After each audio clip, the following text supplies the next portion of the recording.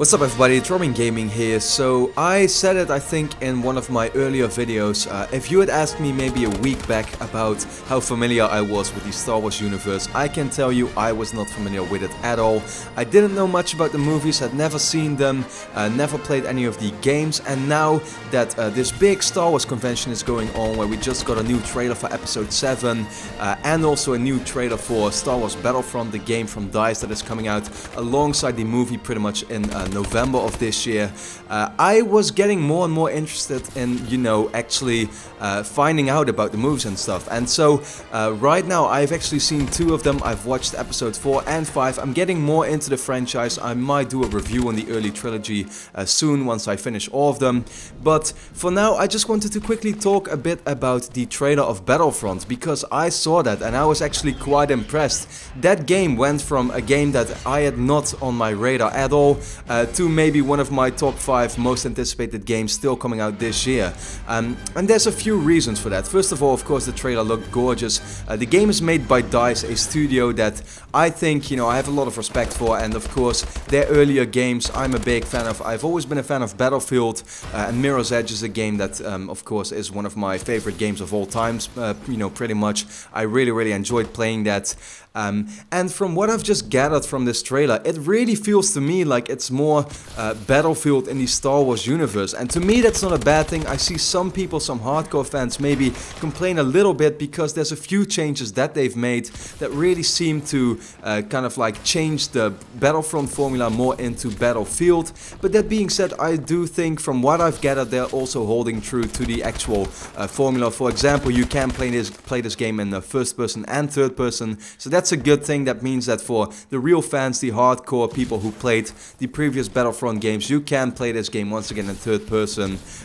And then for maybe the shooter fans, you know, the more, I guess the more casual audience or whatever, if they want to get more of the Call of Duty or Battlefield people into it, you can play the game in first person as well. So that's great. Multiplayer battles go up to 40 players, that's awesome. It's not exactly 64 like Battlefield, but if they feel, you know, that 40 players is right, it's still 20 versus 20, right? So it's definitely gonna make for some epic, huge scale battles. In the Star Wars universe. Like I said, the effects look great. They haven't really talked too much yet about locations. I think we got 4 planets. Yeah, I actually listed them here. Endor, Hoth, Tatooine and Sullust. I actually don't really know too much about it. I think from the movies I've seen, I've only seen Tatooine so far. And you can play as the iconic characters. I think what's been revealed so far is Darth Vader and Boba Fett. So honestly, like I said, I've never played any of the Battlefront games. That said, I played a game that is supposed to be pretty similar to that, which was Lord of the Rings Conquest. Wasn't exactly received as a great game, but from what I remember from it is that if you were one of the best playing, you know, people on your team, pretty much then halfway through the game, you could play as one of the iconic characters of that universe. I don't know exactly how it works in Battlefront, but I suppose it's kind of similar that way. So that's pretty cool. You know, the one thing that is kind of like being talked about a lot now is, can you actually play in actual like air vehicles and stuff? Because I think they haven't exactly revealed many of the details yet. They did say that you can play, you know, you can traverse of course on foot, you can play you know, in speeder bikes.